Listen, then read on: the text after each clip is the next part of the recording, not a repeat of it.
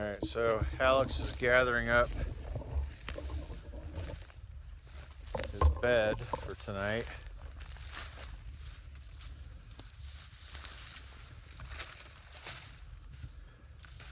We have a homemade rake.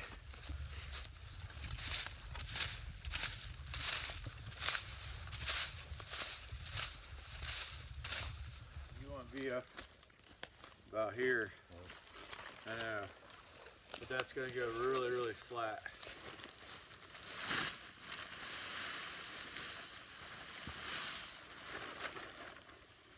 I don't have to worry about the sticks too much.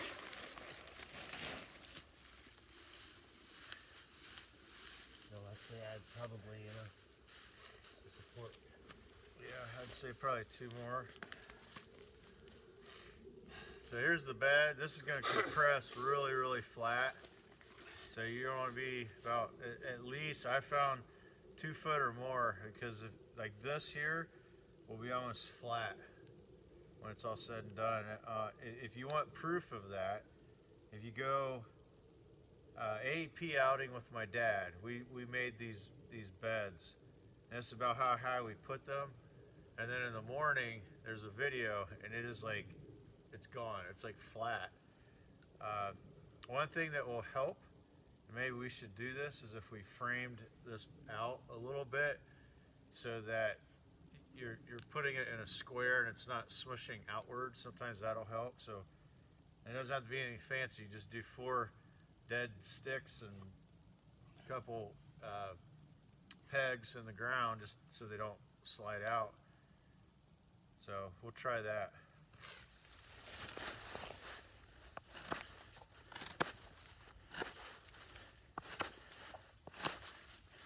If you're wondering why I'm doing this to the posts, if you chamfer the edge of the top where you're going to be hitting the stake with, or the post, it's less likely to mushroom and split out.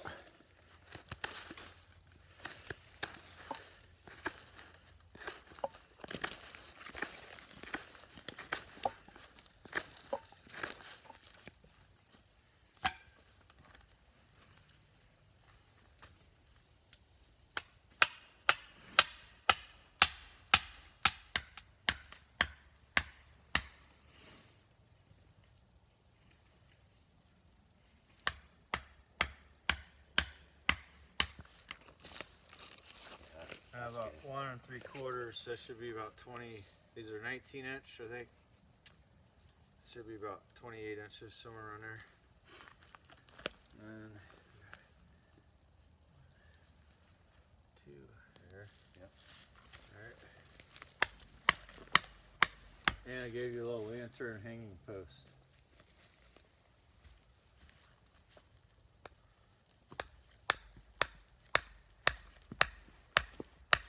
Good.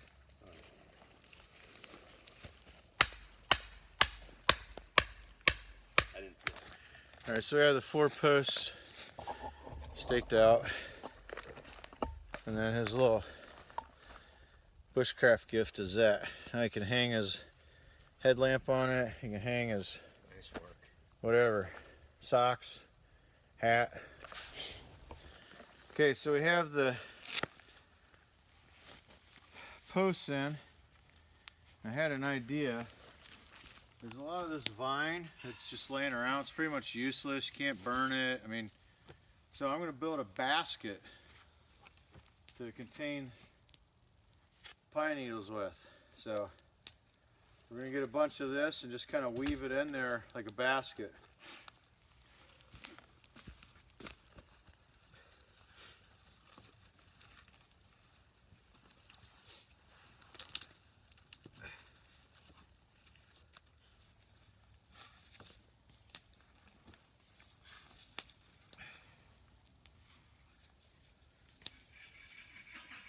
So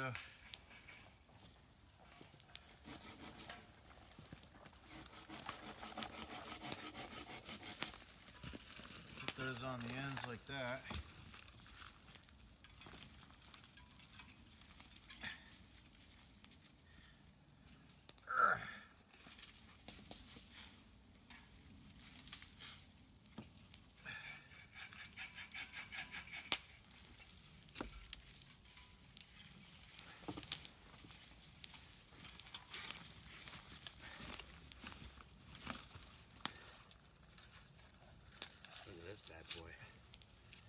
that go? Perfect. Nice.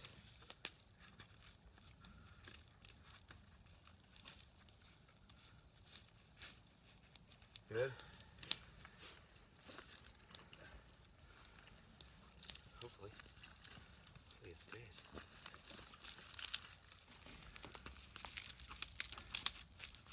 So probably do a couple more just straight ones. Fill her up, should be good.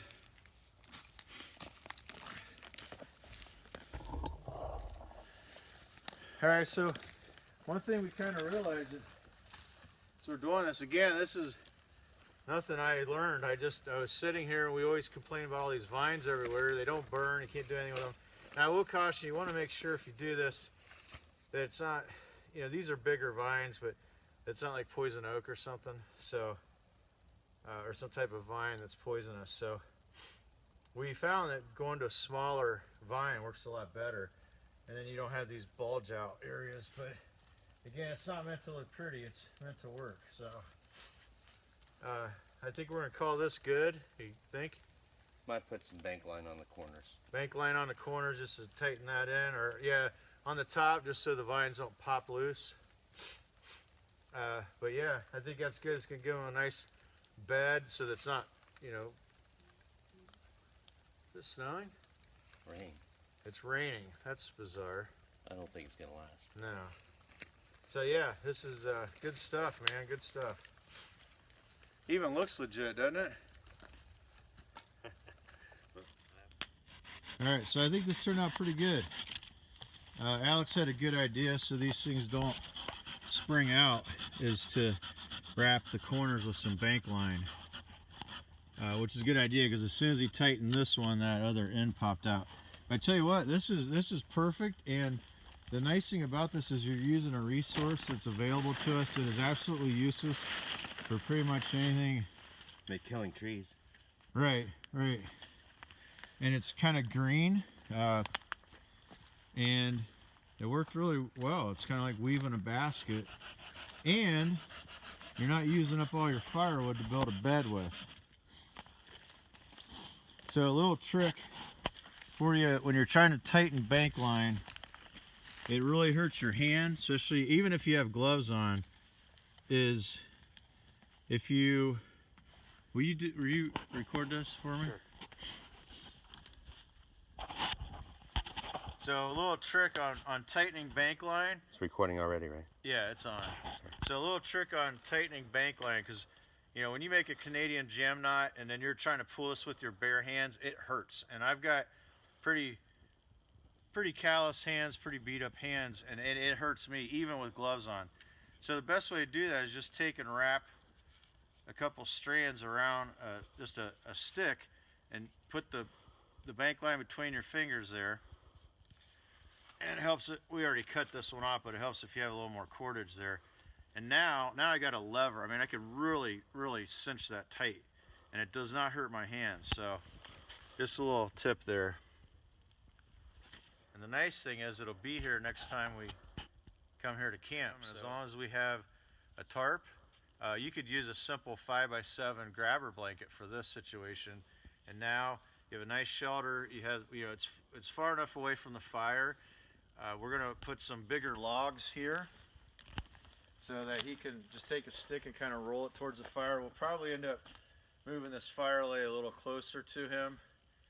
Obviously, with this type of setup, you're gonna be up probably a couple times in the night, but it allows you to get 2 to 3 hour sleep spurts before you're stocking the fire. So it's a lot better than staying up all night and just being cold. All right, so here's the final setup before the tarp. So he's got the MSS black bag, the Thermarest sleep pad, and then he's got Tyvek, and of course the pine needles underneath, and his little staging station for his hat, his Bacchus saw. And since he was uber jealous of my saddlebags on my war bonnet, or not war bonnet, my Ridgeline hammock, which are these little saddlebags here. Now he has the Bushcraft version of saddlebags. So now he's got a little spot for his water bottle. And his Gatorade bottle if he doesn't want to get out of this. Since you're a little lower to the ground, you might actually use the Gatorade bottle tonight. Well, hopefully you can see this is starting to get dark a little bit. So here's what we've rigged up. He's got a ridge line here,